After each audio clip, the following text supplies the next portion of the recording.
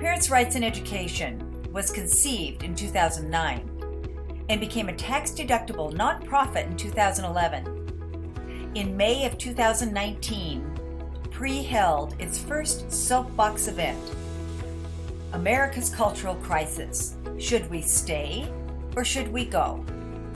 Author of Get Out Now was the keynote speaker.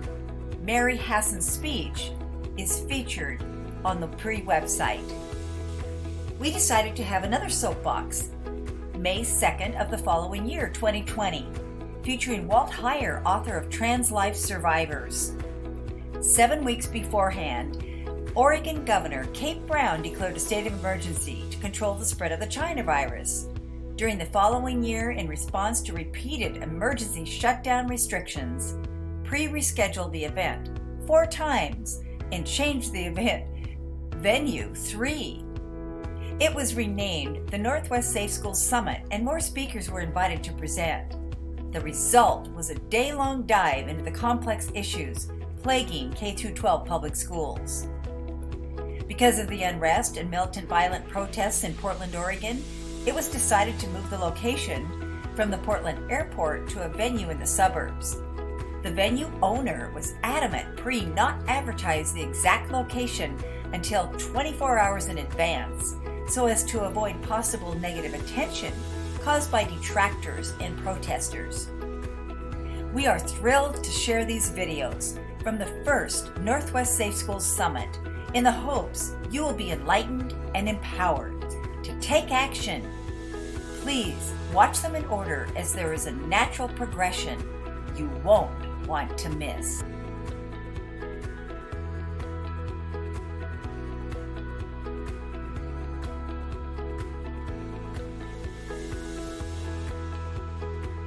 Adrianne Bonsey is a wife and mother of 3. She operated a successful real estate business for almost 2 decades before choosing to stay home with her young children, and now supports her husband's career. Adrianne has experienced the devastation caused by the K-12 public school system. In her freshman year, the influencers in Newberg High School encouraged her daughter to transition into the opposite sex. Our volunteers met Adrianne and her husband when PRIE held a rally at Pioneer Courthouse Square. We were accosted by ANTIFA during an interview with a local television station.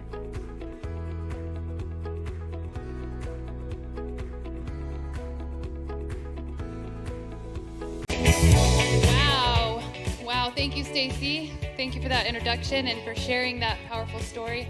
How am I going to follow Walt? Are you kidding me right now?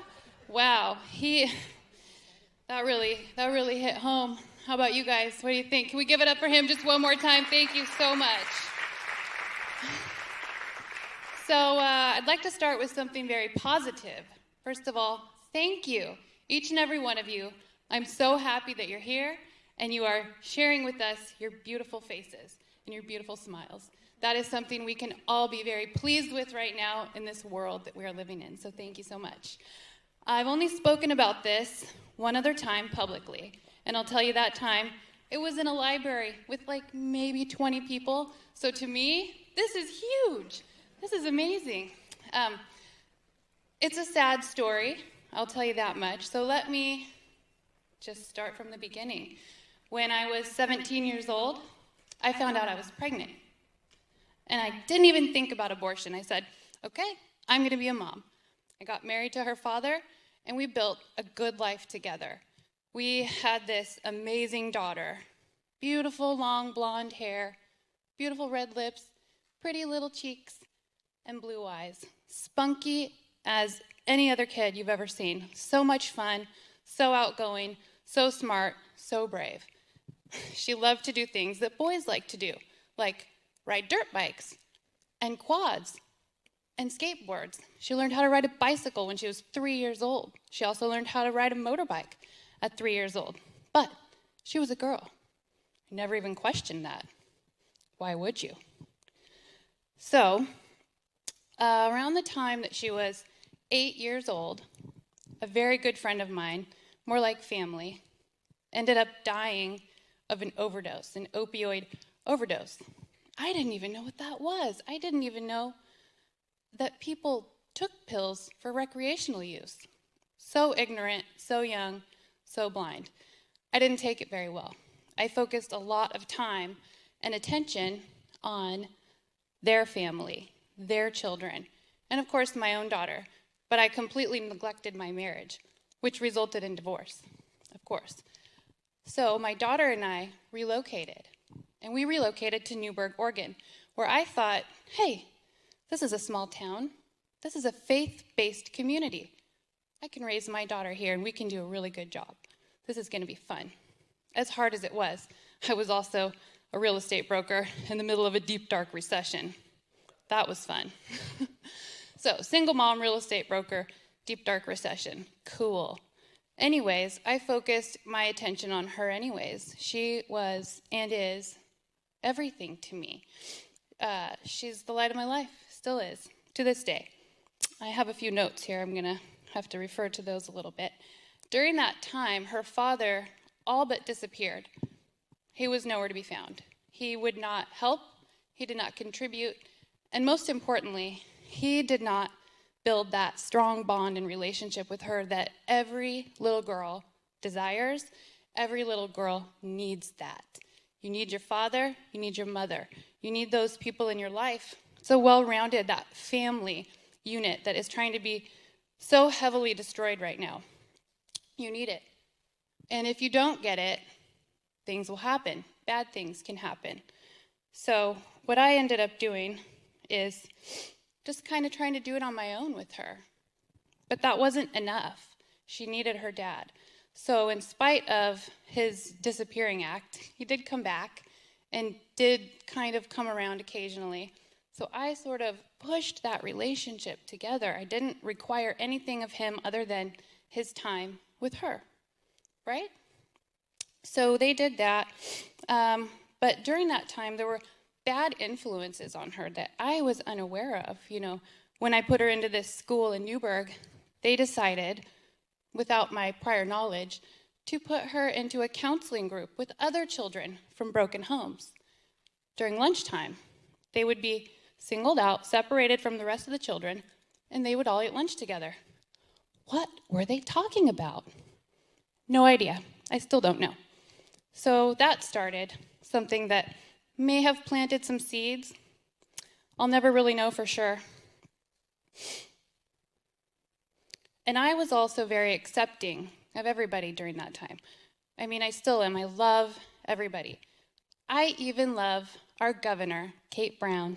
I love her too. You know, people who harm us, we pray for them. We pray for them to soften their hearts. I know it's difficult, but we do it, okay? When you do this, though, you have to be very careful with your children. You have to also say, I have values, we have values, this is where we stand on these issues. Instead, I was very much so like, to each his own, everybody do what you want. I'm pretty sure that's, isn't that kind of like what Satanists believe? Do as thou willst? No, we have to be stronger with our kids than that. Because of my own lack of a firm value system and my beliefs, my daughter sort of gravitated into this alliance, this gay-straight alliance once she hit high school. She ended up getting into this club. I really didn't know anything about it, and I thought, wow, she's so cool. Look at her, just getting along with everybody, which is a good thing. But it also helped her to form an identity in this group. It helped her to think, yeah, I'm different, I'm cool. And she always was different and cool. Everything this kid did, I'm telling you what, she wanted to juggle, she learned how to juggle. She wanted to ride a unicycle, she learned how to ride a unicycle. I mean, all the little odd, weird things that you can think of. She wanted to do them, I supported it, she did it. She played all the sports, she did lacrosse, she did basketball, she did theater, which, by the way, be careful with that too. The theater club, or I guess thespians, right, at the Newberg High School, I don't know what's going on there, but I would venture to say it may not be the safest place for your kids. They stay late, they build sets, they take apart sets. Kids are just kind of like melting together on the floor, holding each other. And I mean, it's very hypersexualized and emotional. You know, they called it emo for a while. But that's kind of the crowd that she was running in. Kids would always come to my house. I was very open with having them over. I wanted my home to be that place where the kids came, until it became very apparent that I was going to start putting my foot down on some things. And my daughter didn't like that very much, you know. She started to get an attitude with me, which was abnormal for her. She and I have always been so very close. So some things began to happen. One day I went to her school, and she said, "Mom, meet my friend Olive." I said, Olive? Yeah. Olive was born a girl, but Olive is a boy. He's a boy now. I said, oh, okay. And I go, what's going on with Olive? What's going on in her life? And my daughter says, well, her mom abandoned her, so she's living with her dad. And her dad said that she can be a boy because she thinks she's a boy, so she's a boy. That was the first time I ever had, like, even heard anything about a child wanting to do something like that. I thought, well, it's just a phase. They'll get through it. I should have taken it more seriously. I did not. I should have. Shortly thereafter, I had friends over. We were having dinner. My daughter comes down into the dining room, and she brings me this paper. And she goes, I want you to read this right now. Okay. And I read it. She goes, I want you to read it out loud in front of my friends. So I'm reading it, and it says, Mom, I'm transgender.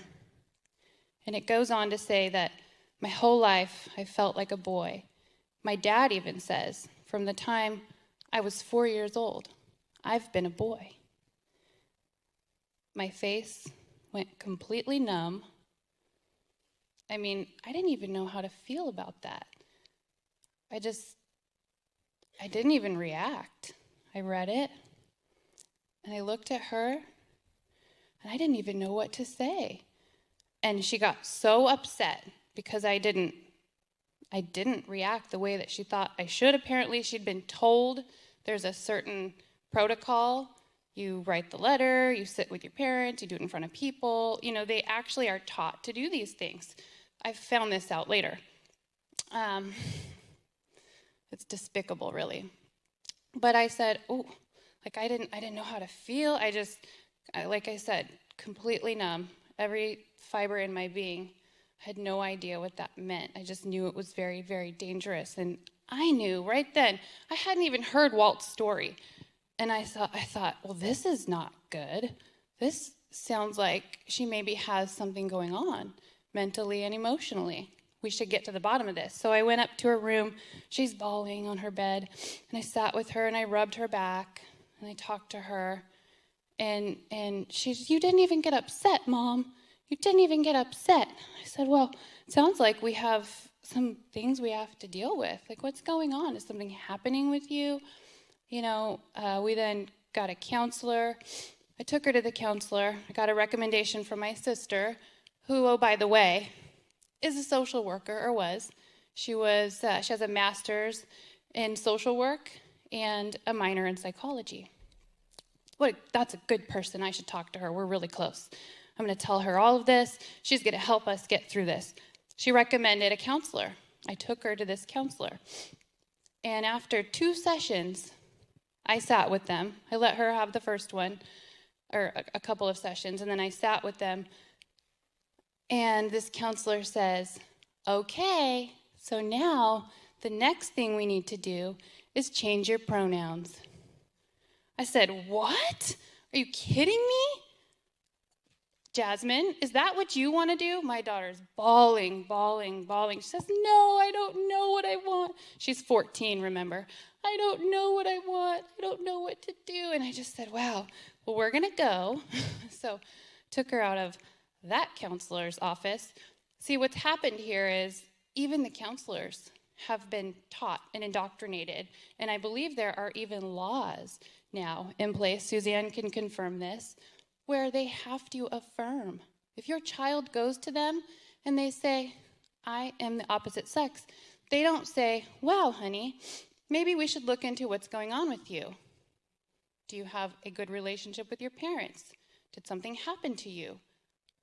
How can I help you? No, they start there. Let's change your pronouns. What do you want your name to be? Let's go down that path. So that's what they tried to do. I also found out that she was being influenced by people in school. There's a career center in Newberg High School. I actually volunteered in there with a child I had never met or his parents who was telling me personal things about himself. And I thought, I don't want to volunteer in here anymore. This is weird. But apparently my daughter had a mentor. In this career center who was influencing her that this is a championing thing to be doing. You should be so proud of yourself. Your mom is so cool to let you do this. And I only found out that this was her mentor because I worked with her husband. I thought, wow, that's not good. So I asked that relationship to end. And there are people within that community who insert themselves into every single aspect of the community, into the chamber, into the Rotary, and specifically into the school system, and target the youth. And they champion these things. They say, yes, you should do this. It's exciting. It's new. We're accepting of everybody. This is the good thing to do. You are a leader for doing this. You should just be so proud. And what's happening now, as of 2 years ago, I believe, my daughter called me up and she said, Mom, I'm going to be taking hormones. I'm going to transition. And I know I'm not emotional about this right now. I've had a lot of time to cry. When she first told me, I was devastated. I cried on my way to appointments, and then I'd wipe the tears away, and I'd suck it up, and I'd go in, and I'd get a listing, and I'd leave, and I'd bawl and have basically an anxiety attack all the way home. It was the most challenging time of my life. It was nothing I had expected. I thought, teen mom, I can deal with that. We're going to handle that. That's not going to happen. Been there, done that. I thought, school, she's going to do well at that. We're going to make sure of it. Never in my wildest dreams would I imagine my child would come to me and say, I'm the opposite sex. Deal with it.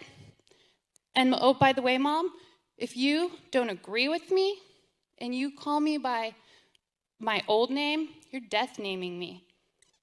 Well, guess what, guys? Death naming.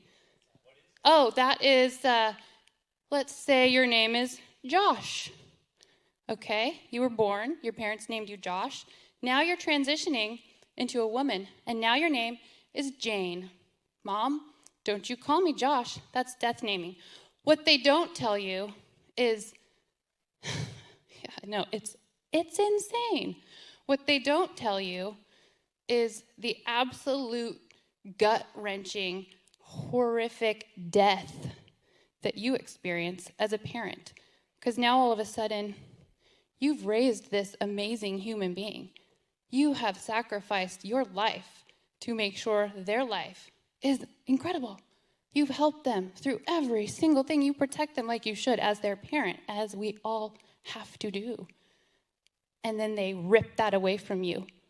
And you're just expected to take it. Now this person, they're not there anymore. This is somebody new. That person is dead. This one is someone you don't even recognize anymore.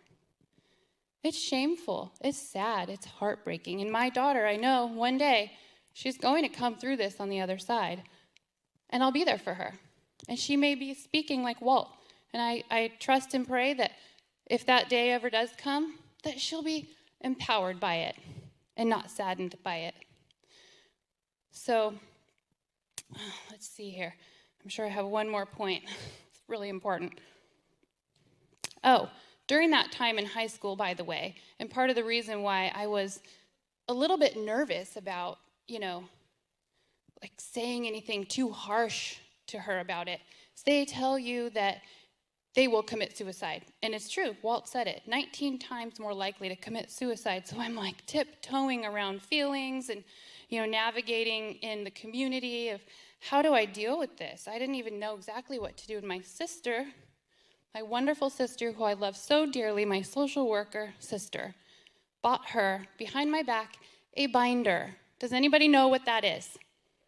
Okay, so for those of you who do not know what a binder is, it binds your chest, and it can cause massive problems. I didn't even know she had one until she said, "Mom, I'm getting migraines, my back hurts." I go, "What's going on?" She tells me she's wearing this thing, and I said, whoa. I had to look it up. I didn't know what it is. Again, ignorant, didn't know. Looked it up, found out these things can cause your breast to atrophy. This is like permanent damage to a child. Now my sister has committed this act against me. To tell you I felt alone would be an absolute understatement. So, right after my daughter told me that she was going to be taking these hormones, breaking my heart right in half, because I know there's irreversible damage. I don't have time to go into that today, but feel free to reach out if you'd like to know what that is. My husband took me to, my new husband, took me to downtown Portland to a theater program. We were going to go for my birthday, watch a show. And we're walking downtown and we see Antifa. I'd never seen them before. Ooh, so we ducked into a sandwich shop. And then we look across and we see over in Pioneer Square, oh, there's an event going on over there. Let's go eat our sandwiches over there. So we sit down and we look over, and again, just the night before, my daughter had told me about this hormone process that she was undertaking. I'm alone. What's the point? There's no reason. Everything I've ever done in my life, she was, the most important person and just my greatest accomplishment. My child, right? She's going to harm herself, and there's nothing I can do about it. She's 18 now. And then I look over to the right, and I see this sign, and it says, "Kate Brown is a bully." I go, "What is that?" And then this woman comes walking over to me, and she hands me a pamphlet, and she says, "Hey, have you heard about parents' rights in education?" And I said, "Oh my gosh." I just started crying because I thought, I'm not alone. It was a godsend. It was a godsend. I had prayed and prayed and prayed, and, God delivered. And ever since that day, I've been able to now speak openly about it. And I'll leave you guys with this, because I don't have time to go into some of these other points, but we have to stand up for our kids. And anybody out here who stands up as a school board member, you better stand up with 2 firm feet on the ground, and anybody who tries to bully you, do not let them. You are there for our kids. We trust you. We trust the educators, and we're not going away. We're not going away. We're not going to be quiet anymore. We're not going to take it. This cannot happen to one more child. It cannot happen to one more child. Thank you guys so very much, and God bless.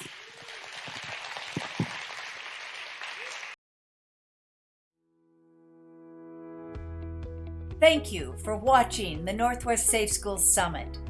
As you can see, attendees were informed, inspired, and motivated to take action.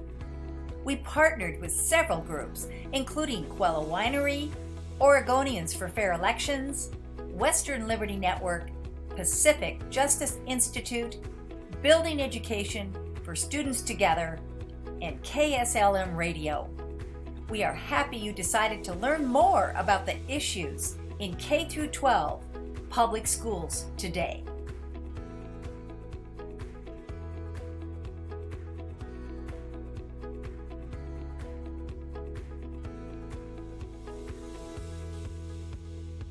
It just makes sense. Activism can be enjoyable when you are surrounded with like-minded people. And together, we win. We invite you to visit our website, parentsrightsined.org. Take a look around. There are issues pages just for our state chapters, because state laws are different. Join us. Make your voice heard. Is always best when you are with others. Submit the online chapter form. You will also be added to our email list. We help with training, information, branding, and contacts. Like us on Facebook. For the most current news, follow us, comment, and of course, share. Join a PRIE Facebook group in your state or local school district. Subscribe to the podcasts, Parents' Rights Now.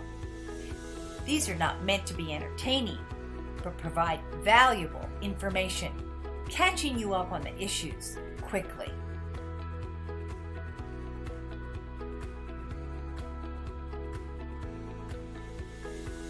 Would you like to help us?